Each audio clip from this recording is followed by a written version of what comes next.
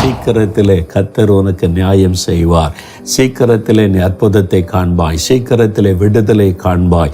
சீக்கிரத்திலே உனக்கு நியாயம் செய்வேன். சீக்கிரத்திலே நீ மாற்றத்தை காண்பாய். நீங்க அற்புதத்தை பார்க்க போறீங்க. சீக்கிரத்திலே மாற்றங்களும் அற்புதங்களும் உங்களுக்கு உண்டாவதை பார்க்க போறீங்க. விசுவாசிக்கிறீங்களா? பிரியமானவர்களே, இயேசு கிறிஸ்துவின் நாமத்தில் உங்களுக்கு என் அன்பின் வாழ்த்துக்கள். உங்களோடு பேசுவது எனக்கு அதிக சந்தோஷம்.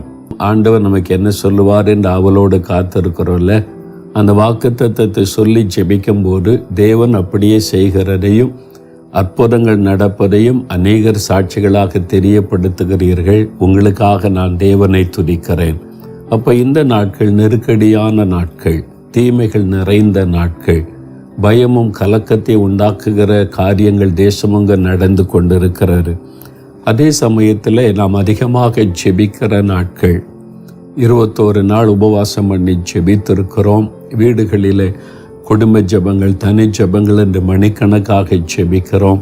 உலகம் முழுவதும் இருந்து பல தேசத்தில் இருக்கிற தெய்வ பிள்ளைகள் இணைந்து ஜெபிக்கிறார்கள். ஆனால் நம்ம ஜெபத்திற்கு ஏற்ற பதில் வந்த மாதிரி தெரியலையே. நம்முடைய ஜெபம் அப்படியே கேட்கப்படாததை போல காணப்படுகிறதே. அந்த மாதிரி ஒரு சோர்வு உங்களுக்கு வந்திருக்குதா? சில சமயம் உள்ளத்தில் கூட அந்த கேள்வி எழும்போம். நாங்கள் இவ்வளோ பேர் ஜெபிக்கிறோம், இத்தனை லட்சங்களை இணைந்து ஜெபிக்கிறோம், இத்தனை தேசத்திலிருந்து நாங்கள் ஜெபிக்கிறோம், ஆண்டவரே என்ன காரியம் என்பதாக உள்ளத்தில் சில கேள்விகள் எழும்பத்தான் செய்யும். ஆனால் ஆண்டவர் நமக்கு பதில் தருகிறவர். இந்த நாளில் நாம் எல்லாருக்கும் சேர்த்து ஜெபிக்கிற நமக்கு ஆண்டவர் ஒரு பதில் தருகிறார். என்ன சொல்றார் தெரியுமா? லூக்கா 18ஆம் அதிகாரம் 7-8 வசனங்கள். அதை உங்களுக்காக நான் வாசிக்கிறேன்.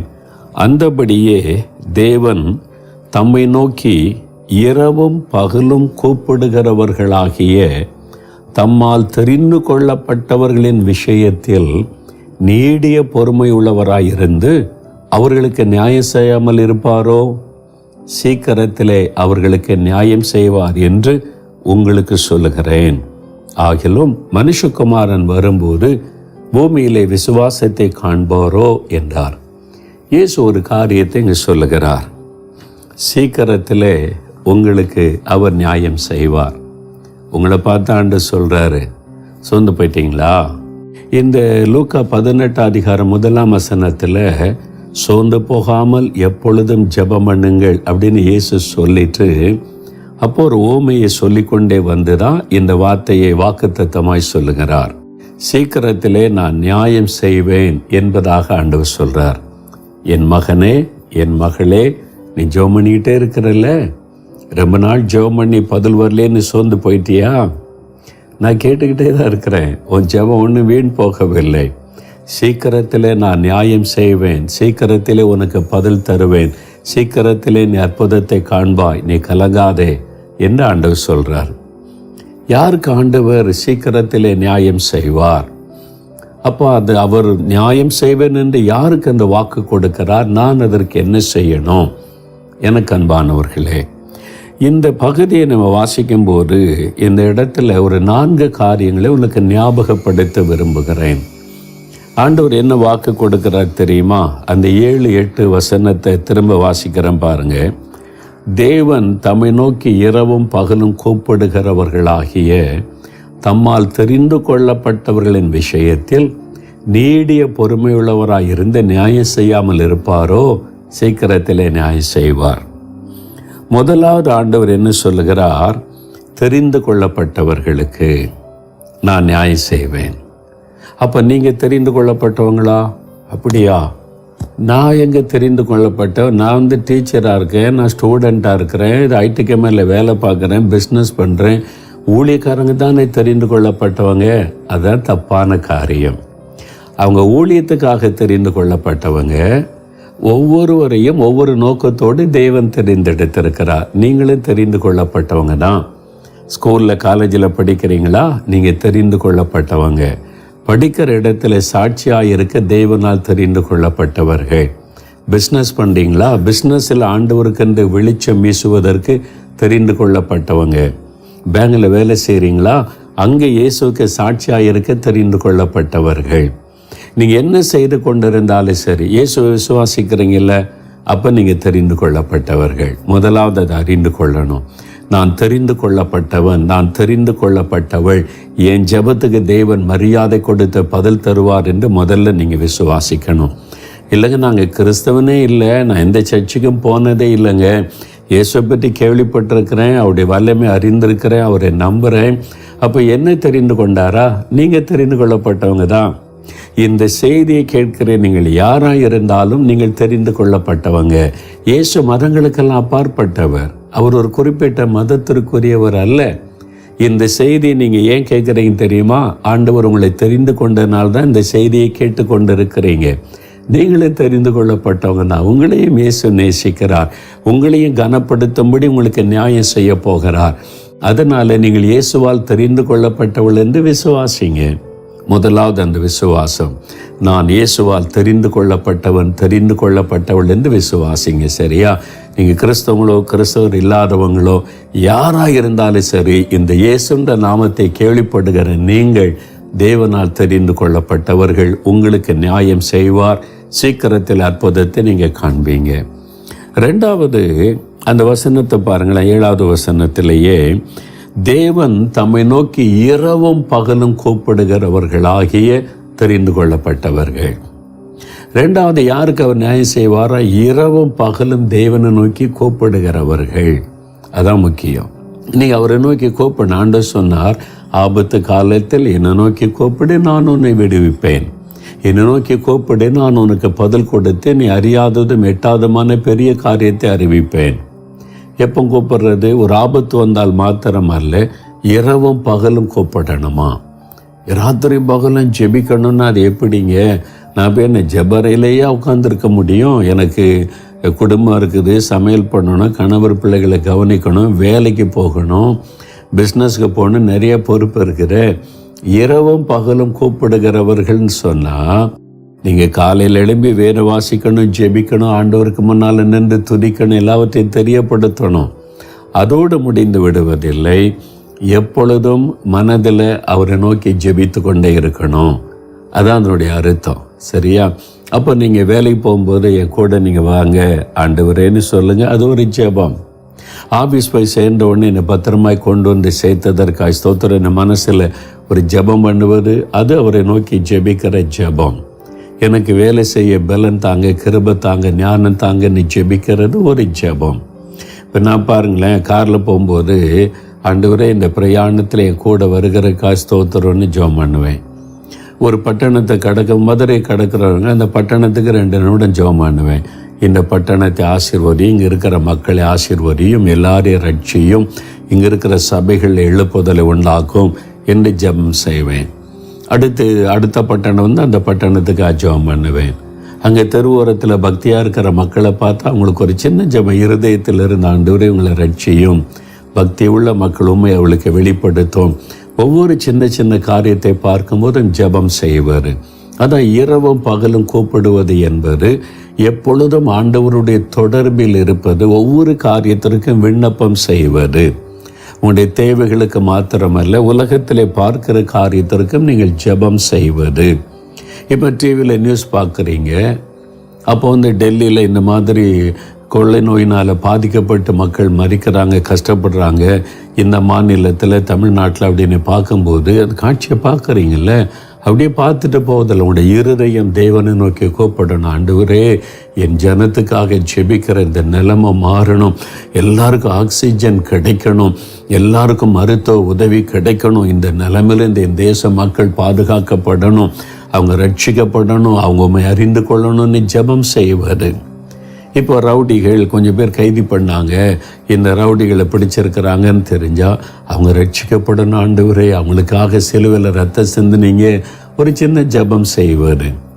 ஒரு முதலமைச்சரை பற்றி நியூஸில் பார்க்குறீங்க, பிரதமரை பற்றி பார்க்குறீங்க, எங்களுக்கு தந்திருக்கிற பிரதமருக்கு ஆட்சேபிக்கிறேன், முதல்வருக்கு ஆட்சேபிக்கிறேன், அவங்க மேலே ஆளுகை செய்த நாட்டுக்கு நல்லதை நடக்க அவங்கள பயன்படுத்துங்க. சின்ன சின்ன காரியத்திற்கு ஜெபம் செய்வார். நான் சில சமயம் தூத்துக்குடிலேருந்து சென்னைக்கு விமானத்தில் போனால் ஃப்ளைட் ஏறின உடனே நான் பெரும்பாலும் அந்த விண்டோ பக்கம் தான் சீட்டு வாங்கியிருப்பேன். அங்கேருந்து பார்த்து தூத்துக்குடி பட்டணத்துக்காக ஜெபம் செய்வேன். அதை தாண்டி மதுரை வந்துட்டால் மதுரைக்காக ஜெபம் பண்ணுவேன். அதை தாண்டி திருச்சி வந்துட்டு அங்கேருந்து திருச்சிக்காக கொஞ்ச நேரம் ஜெபம் பண்ணுவேன். நெய்வேலிக்காக ஜெபம் பண்ணுவேன். சென்னைக்குள்ளே என்றானோன்னு சென்னைக்காக ஜெபம் பண்ணுவேன். அங்கேருந்து வர்றதுக்குள்ளே பல நம்முடைய நேரம் மனதிலிருந்து ஜெபம்.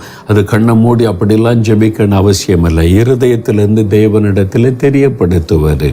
அதே மாதிரி உங்களை பாரப்படுத்துகிற காரியம், உங்களுடைய குடும்பத்தின் காரியம், ஆண்டவரே என் குடும்பத்தில் இந்த நன்மை நடக்கணும், எல்லாரும் ரட்சிக்கப்படணும், இந்த திருமண தடைகள் மாறி காரியம் வாய்க்கணும்.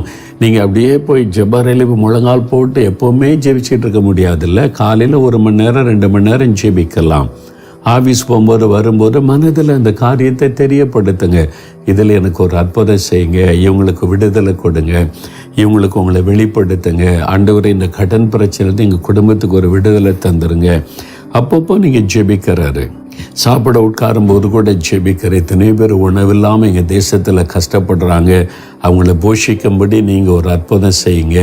ஜெபம் செய்வார். இந்த உணவை எனக்கு தந்ததற்காய் ஸ்தோத்திரம், தண்ணீரை தந்ததற்காய் ஸ்தோத்திரம். ஒவ்வொன்றுக்கு ஆண்டவரை துதிப்பதை ஜெபிப்பார். இரவு படுக்க போகும்போது இந்த நல்ல நாளை கொடுத்தீங்க, நன்றி, என் கூட இருக்கிறீங்க, இஸ்ரவேலை காக்கிற தெய்வம், தூங்குவதும் இல்லை உறங்குவதும் இல்லை, உங்களுடைய அன்புக்காக ஸ்தோத்திரம். நீ ஜெபம் பண்ணி தூங்குனீங்கன்னா உங்களுக்கு தெரியும், உங்களுடைய சரீரம் இளைப்பாறும், உங்களுடைய ஆவி தேவனிடத்தில் விண்ணப்பம் பண்ணி கொண்டே இருக்கும். நீங்கள் இதை உணர முடியும். நீங்கள் அந்த அனுபவத்தில் வந்துட்டால் தெரியும். நான்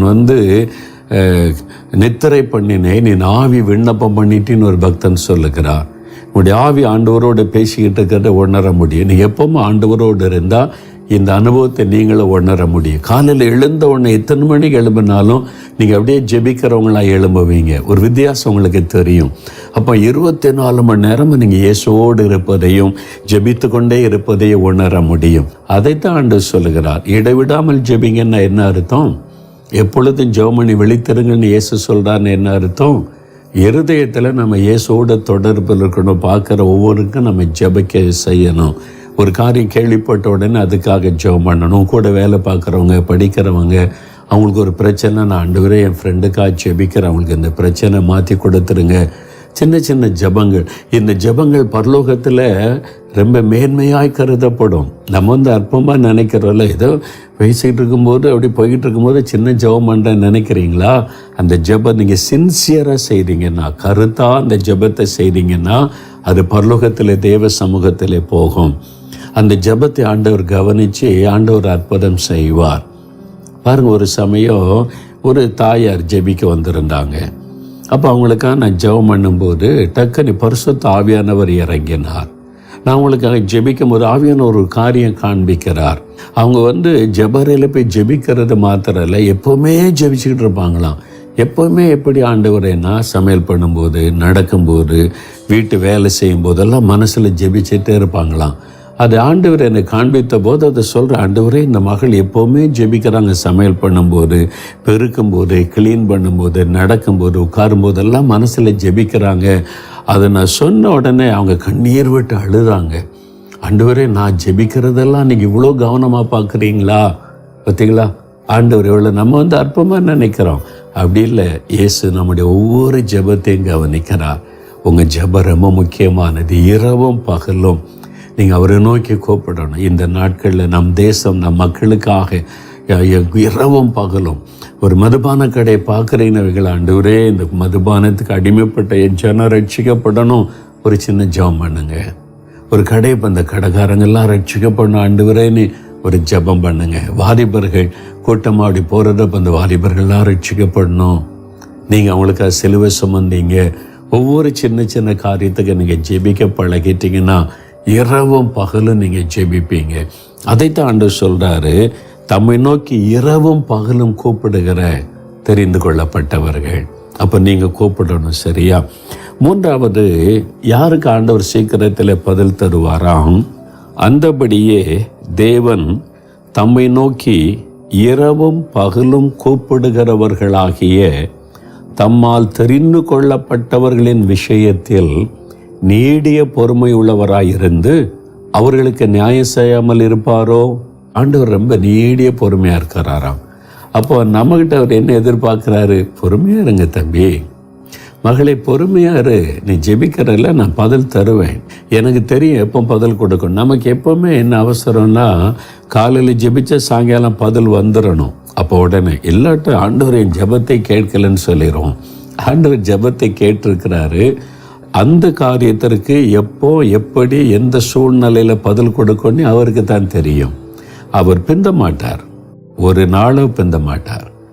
அவர் கரெக்டான டைமில் அவர் பதில் தருவார். அதனால நம்ம பொறுமையாக ஜெபிச்சுக்கிட்டே இருக்கணுமா. சில சமயம் 10 வருஷம் ஜெபிச்சிருப்போம், இன்னுமே பதில் வரலையே, 10 வருஷமாக ஜெபிச்சுக்கிட்டே தான் இருக்கிறோம் அப்படின்னு சோர்ந்து போயிடுவோம். சிலர் 10 நாள்லேயே சோர்ந்து போயிடுவாங்க. 10 நாள் ஜெபிச்சுட்டு ஒன்று ஆண்டவர் பதில் வரலன்னு அதை மறந்துடுவோம். ஆனால் ஆண்டவர் நீங்கள் அந்த 10 நாள் ஜெபித்த ஜெபத்தை ஞாபகத்தில் வைத்திருப்பார். ஆண்டவரே, என் தேசத்தில் இதெல்லாம் தீங்கெல்லாம் மாறட்டும், நன்மை உண்டாகட்டும், கொள்ள நோய் அழியட்டும், இந்த காரியங்கள்லாம் மாறட்டும், ஆசீர்வதிக்கப்படணும்னு கண்ணீர் வடித்தோம், ஜெபித்தோம்ல. தேவன் அதை மறக்கலை, நினைவில் வைத்திருக்கிறார். ஆனால் ஏற்ற நேரத்தில் பதில் தருவார். நமக்கு கொஞ்சம் பொறுமை அவசியம். பாருங்கள், எபிரேயர் 10:36 ஆண்டவருடைய வார்த்தை ஒரு காரியத்தை சொல்றது பாருங்க. நீங்கள் தேவனுடைய சித்தத்தின்படி செய்து வாக்குத்தத்தம் பண்ணப்பட்டதை பெறும்படிக்கு பொறுமை உங்களுக்கு வேண்டியதாக இருக்கிறது. தேவன் நமக்கு ஒரு வாக்கு கொடுக்கிறார்ல, உன் ஜெபத்தை நான் கேட்பேன், உனக்கு பதில் தருவேன், பயப்படாதேன்னு. அந்த வாக்குத்தத்தத்தினுடைய நிறைவேறுதலை பெற்றுக்கொள்ள பொறுமை நமக்கு வேண்டியதாக இருக்கிறதாம். பொறுமையோடு இருந்து அந்த ஆசீர்வாதத்தை நம்ம பெற்றுக்கொள்ள வேண்டுமா, அதான் ஆண்டவர் எதிர்பார்க்கிறார். மூடி பிரசங்கியான்னு ஒரு பிரசித்தி பெற்ற ஊழியக்காரர் இருந்தார். கடந்த நூற்றாண்டில் தேவனால் வல்லமையாய் பயன்படுத்தப்பட்டவர். அமெரிக்கா கண்டம், ஐரோப்பா கண்டத்தை இயேசுக்காக அசைத்த தேவ மனிதர் என்று சொல்லுவார்கள். அவ்வளவு ஆண்டவர் எழுப்புதலை பயன்படுத்தின மனிதர். ஒரு நாள் ஒரு தாயார் சொன்னாங்க, என் மகன் ரட்சிக்கப்படணும்னு நானும் 10 வருஷமாக ஜெபிக்கிறையா, ரட்சிக்கப்படவே இல்லையா, நான் சோர்ந்து போயிட்டேன், ஜெபம் என்ன பிரயோஜனம் என்பதாக நினச்சிட்டேன், விட்டுறலாம் அவ்வளோதான் நினச்சிட்டேன். நாங்கள் மூடி பிரசங்க தனக்கு ஒரு ப்ரேயர் டைரி வச்சுருப்பாராம், நிறைய ஜெப குறிப்புகளை எழுதி. அந்த அம்மா கூட்டு ப்ரேயர் டைரி திருப்பி காமிச்சாருங்க. பார்த்தீங்களா, என்னுடைய ஃப்ரெண்ட்ஸ் ரட்சிக்கப்படுவதற்கு நான் 20 வருஷத்துக்கு மேலே ஜெபம் பண்ணிக்கிட்டே இருக்கிறேன், இன்னும் அவங்க ரட்சிக்கப்படலை. ஆனால் நான் ஜெபத்தை விடலை, இன்னும் ஜெபித்து கொண்டு இருக்கிறேன். ஆண்டவர் என் ஜெபத்திற்கு கட்டாயம் பதில் தருவார் என்று எனக்கு தெரியும் என்று சொல்லி அவங்க அப்படியே ஆச்சரியப்பட்டு போனாங்க. இவ்வளோ பெரிய ஊழியக்காரர், உங்கள் ஜெபத்துக்கு 20 வருஷமாக இன்னும் பதில் வரலையா, இன்னும் ஜெபிக்கிறீங்களா? அப்போ நான் ஜெபத்தை விட மாட்டேன், பொறுமையோடு நான் பெற்றுக்கொள்ள வரைக்கும் ஜெபம் பண்ணுவேன்னு சொன்னாங்களாம். மூடி பிரசங்கியார் மரிப்பதற்குள்ளாக சில நண்பர்கள் ரட்சிக்கப்பட்டாங்க. அவர் மரித்த பிறகு சில நண்பர்கள் ரட்சிக்கப்பட்டார்கள் என்று வரலாறு சொல்லுகிறாரு. அப்போ நம்ம ஜெபிக்க வேண்டியது நம்முடைய பொறுப்பு. எப்போ எந்த நேரம் எப்படி பதில் கொடுக்கணும்னு கர்த்தருக்கு தெரியும். அவர் சரியான நேரத்தில் பதில் கொடுப்பார். யோவான் 11 லாசர் வியாதிப்பட்டுட்டான். உடனே மாத்தாள் மரியாள் என்ன செஞ்சாங்க, இயேசுவுக்கு ஆள் அனுப்பினாங்க. அதுதான் ஜெபம். இயேசுவுக்கு சொல்லி அனுப்புனாங்க, நீர் சிநேகிக்கிறவன் வியாதியாக இருக்கிறான், நாங்கள் ஆபத்தான நிலைமையில் இருக்கிறோம், அப்படின்னா நீங்கள் உதவி செய்யுங்கன்னு ஜெபம் பண்ணியாச்சு. இயேசுக்கிட்ட ஜெப குறிப்பு போய்விட்டார். இயேசுக்கிட்ட போய் சொல்லியாச்சு, நீர் சிநேகிக்கிற லாசர் வியாதியாக இருக்கிறான். மாத்தாள் மரியாள் சொல்லி அனுப்புனாங்க. விண்ணப்பம் போய் சேர்ந்தாச்சு. இயேசு அப்படியா உடனே போகலாம் அப்படின்னு புறப்பட்டு வந்தாரா? இல்லை, அவங்கெல்லாம் அப்படி தான் எதிர்பார்த்துட்டு தான், இயேசு வந்துடுவார்னு எதிர்பார்த்தா வரவே இல்லை. இருக்கிற இடத்துல 2 நாள் பின்னு தங்கிட்டாராம். இவன் மறித்து 4 நாள் அடக்கம் பண்ணி 4 நாள் கழித்து தான் சேருகிறார். யோசித்து பாருங்க. இப்போ இயேசு நினைச்சிருந்தா என்ன செஞ்சிருக்கலாம்? அவர் இருக்கிற இடத்துல இருந்து அப்படியா நீ இப்போ சேருக்குள்ள லாசரு பிழைத்திருப்பான்னு சொன்னாலும் வியாதி சுகமாயிரும். அப்படி நடந்திருக்கல்ல, இயேசு சொல்லி நடந்திருக்கல்ல, அப்போ ஏன் அப்படி சொல்லலை? அவருக்கு தெரியும் எந்த ஜெபத்துக்கு எப்போ எப்படி பதில் கொடுக்கணும். நீ சோர்ந்து கூடாது. அதனால தான் ஆண்டு சொல்ற, சோர்ந்து போகாமல் எப்பொழுதும் ஜெபம் பண்ணுங்க. சோர்ந்துட்டீங்களா? ஆண்டு சொல்ல, என் மகளே சோர்ந்து போயிட்டியா? சோர்ந்து போகாத, ஜெபம் பண்ணிக்கிட்டே இரு, கேட்டுக்கிட்டே இரு, விண்ணப்பம் பண்ணிக்கிட்டே இரு, எனக்கு தெரியும் உனக்கு எப்போ பதில் தரணும்னு சொல்லி. 4 நாள் கழித்து வந்தார். அவன் சுகமாகணும்னு தானே ஜெபிச்சிருந்தான். பதில் கொடுத்தாரா இல்லையா? மரித்து போன லாசரை உயிரோடு கூட எழுப்பி கொடுத்துட்டார்ல, அவனுடைய கண்ணீரை துடைச்சார் இல்லை? அவர் செய்வார். ஆனால் நீங்கள் விசுவாசத்தோடு கூட சோர்ந்து போகாமல் எப்பொழுதும் ஜெபிச்சுக்கிட்டே இருக்கணும், பொறுமையாக இருக்கணும். நம்ம ஜெபம் பண்ணி பொறுமையாக அதான் ரொம்ப கஷ்டம். இந்த பொறுமையாக காத்திருக்கிற டைம் இருக்குது, ரொம்ப சேலஞ்சிங்கான டைம். நம்ம இவ்வளோ ஜெபிக்கிறோம், ஒன்றும் நடக்க மாட்டேங்குது அப்படின்னு சொல்லி மாற்றத்தை பார்க்க முடியல, அற்புதம் நடக்க மாட்டேங்குது, தடை மாற மாட்டேங்குது, இன்னும் எங்கள் குடும்பத்தில் இந்த நன்மை நடக்க மாட்டேங்குது, ஊழியத்தில் அற்புதம் நடக்க மாட்டேங்குது, என்ன செய்கிறது அப்படிலாம் நம்ம இவ்வளோ ஜெபிக்கிறோம், உபவாசிக்கிறேன், கண்ணீர் வடிக்கிறேன் நம்ம நினைப்போம். ஆனால் ஆண்டவர் பொறுமையாக பார்த்துக்கிட்டே இருப்பார், ஏற்ற நேரத்தில் அற்புதம் செய்வார். லூக்கா 1 பாருங்களேன், சகரியா ஊழியக்காரர், ஆசாரியன், தேவதூதன் சொல்ல, சகரியாவே உன் வேண்டுதல் கேட்கப்பட்டது, உன் ஜெபம் கேட்கப்பட்டதுன்னா சந்தோஷப்படணும்ல. என் ஜெபம் கேட்கப்பட்டுச்சா, ரொம்ப சந்தோஷம்.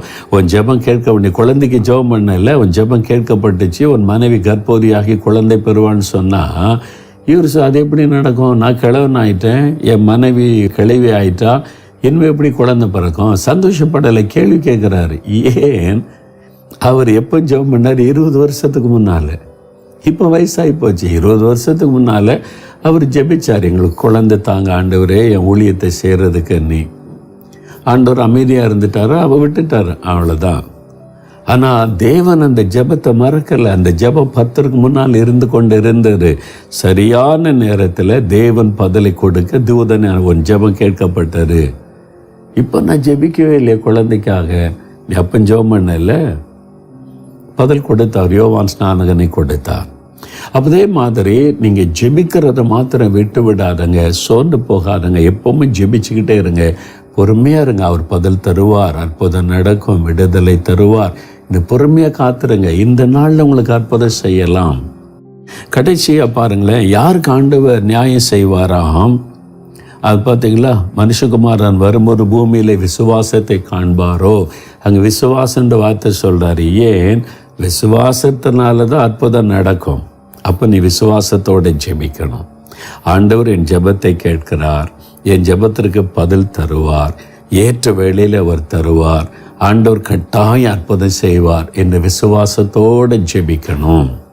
மத்தேயு 21:22 ஆண்டவர் சொல்லுகிறார், நீங்கள் விசுவாசம் உள்ளவர்களாய் ஜெபத்தில் எவைகளை கேட்பீர்களோ அவைகளெல்லாம் பெற்றுக்கொள்ளுவீங்க.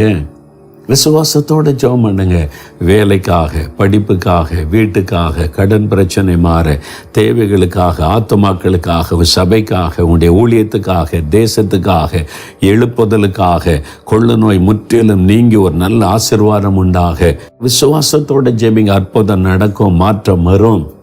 அப்படி விசுவாசத்தோடு ஜெபிச்சிங்கன்னா ஆண்டவர் சீக்கிரத்திலே நியாயம் செய்வார்.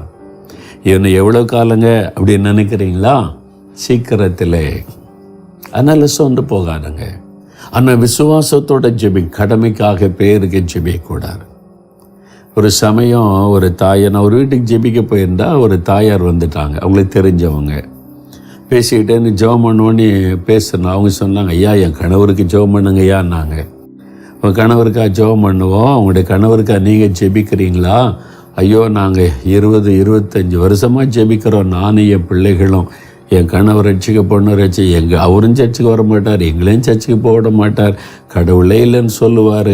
நாங்கள் பயந்துட்டு வீட்டிலே தான் பைபிள் வாசித்து ஜெபிக்கிறோம் ஐயா, 20 வருஷத்துக்கு மேலே ஜெபிக்கிறோம், என்ன ஒரு மன மாற்றம் மாதிரி தெரில அப்படின்னு. எங்கள் கணவருக்காக ஜெபம் பண்ணுங்க அப்படின்னாங்க. சரி ஜெபம் பண்ணுவோம் அப்படின்னா அவங்க முழங்கால் போட்டுக்கிட்டே சொல்கிறாங்க, அவர் எங்கே ரட்சிக்கப்பட போகிறாரு? உங்கள் கணவர் ரட்சிக்கப்படுவார், ஜெபம் பண்ணுவார்னா அவர் எங்கே ரட்சிக்கப்பட போகிறாரு? அப்போ 20 வருஷமாக என்ன ஜெபம் பண்ணியிருக்கிறாங்க? அவர் ரட்சிக்கப்பட மாட்டாருன்னே மனசில் வச்சுக்கிட்டே ஜெபம் மட்டும் நடக்குது, விசுவாசம் இல்லை. நீங்கள் விசுவாசத்தோடு ஜெபித்தாதான் அற்புதம் நடக்கும். நீங்கள் ஜெபிக்கிற காரியத்தில் அற்புதம் நடக்கும், அவர் மாற்றத்தை உண்டாக்குவார் என்று விசுவாசத்தோடு ஜெபிக்கணும். அந்த மக்களுக்கு தான் தேவன் வாக்கு கொடுக்கிறார், என் மகனே மகளே சீக்கிரத்திலே கர்த்தர் உனக்கு நியாயம் செய்வார், சீக்கிரத்திலே நீ அற்புதத்தை காண்பாய், சீக்கிரத்திலே விடுதலை காண்பாய், சீக்கிரத்திலே உனக்கு நியாயம் செய்வேன், சீக்கிரத்திலே நீ மாற்றத்தை காண்பாய், நீங்கள் அற்புதத்தை பார்க்க போறீங்க, சீக்கிரத்திலே மாற்றங்களும் அற்புதங்களும் உங்களுக்கு உண்டாவதை பார்க்க போறீங்க. விசுவாசிக்கிறீங்களா? அந்த விசுவாசத்தோடு ஜெபிக்கலாம். ஆண்டவரே எனக்கு தந்த வாக்குத்தத்தத்திற்காய் ஸ்தோத்திரம், நான் இரவும் பகலும் ஜெபம் செய்வேன். நான் உம்மால் தெரிந்து கொள்ளப்பட்டவள். ஜெபத்தை விடமாட்டேன். பெற்றுக்கொள்ளும் வரைக்கும் நான் ஜெபம் பண்ணுவேன். நான் விசுவாசிக்கிறேன் என்று நாம் ஜெபிக்கலாமா? இப்போ ஜெபம் செய்வோம். தகப்பனே, அருமையான இந்த பிள்ளைகளோடு இணைந்து ஜெபிக்கிறேன். நீர் கொடுத்த இந்த வாக்கு தத்துவத்திற்காய் ஸ்தோத்திரம். சீக்கிரத்திலே நியாயம் செய்வேன் என்று வாக்கு கொடுத்திருக்கிறீர். சீக்கிரத்தில் அற்புதத்தை காண செய்ய போகிறீர். இந்த அற்புதத்தை உம்முடைய பிள்ளைகள் காண போகிறார்கள். சுகம் உண்டாகிறது, விடுதலை உண்டாகிறது, வழிகள் திறக்கப்படுகிறது, நிந்தைகள் மாறுகிறது, உயர்வுகள் உண்டாகிறது, தடைகள் எல்லாம் நீங்குகிறது. உம்முடைய பிள்ளைகளுடைய பயங்கள் மாறி சந்தோஷமும் மகிழ்ச்சியும் உண்டாகும்படி, கடன் பிரச்சனை மாற்றி செழிப்பை நன்மை கொடுக்கும்படி, சீக்கிரத்திலே நியாயம் செய்வேன் என்ற வார்த்தையின்படி சீக்கிரத்தில் அற்புதம் நடக்க போகிறதற்காய் ஸ்தோத்திரம். இவர்கள் உம்மால் தெரிந்து கொள்ளப்பட்ட பிள்ளைகள், உம்முடைய மகன் உம்முடைய மகள் இரவும் பகலும் ஜெபிக்க தங்களை அர்ப்பணித்திருக்கிறவர்கள். பொறுமையோடு அவங்க காத்திருக்கிறாங்க. இவ்வளவு நாட்கள் ஜெபம் பண்ணி காத்திருக்கிறார்கள். அப்பா, விசுவாசிக்கிற இந்த பிள்ளைகள் என்னுடைய வார்த்தையின்படி இந்த அற்புதம் நடப்பதாக, இன்றையிலிருந்து அந்த அற்புதங்களை கண்டு மகிழும்படி செய்வீராக. சீக்கிரத்தில் கர்த்தர் நியாயம் செய்வார் என்ற வார்த்தையின்படி அந்த அற்புதங்களை, மாற்றங்களை, விடுதலைகளை, சுகத்தை கண்டு மகிழும்படிக்கு செய்யும். இயேசு கிறிஸ்துவின் நாமத்தில் அற்புதம் நடக்கட்டும் என்று நான் ஜெபிக்கிறேன். இயேசுவின் நாமத்தில் ஆமேன், ஆமேன். பிரியமானவர்களே, ஆண்டவர் அற்புதம் செய்துட்டார். விசுவாசிக்கிறீங்களா? இந்த லூக்கா 18 அதிகாரம் 1-8 வசனத்தை வாசித்து தியானித்து ஜெபிங்க. சீக்கிரத்தில் அற்புதத்தை காண்பீங்க. ஆமேன்.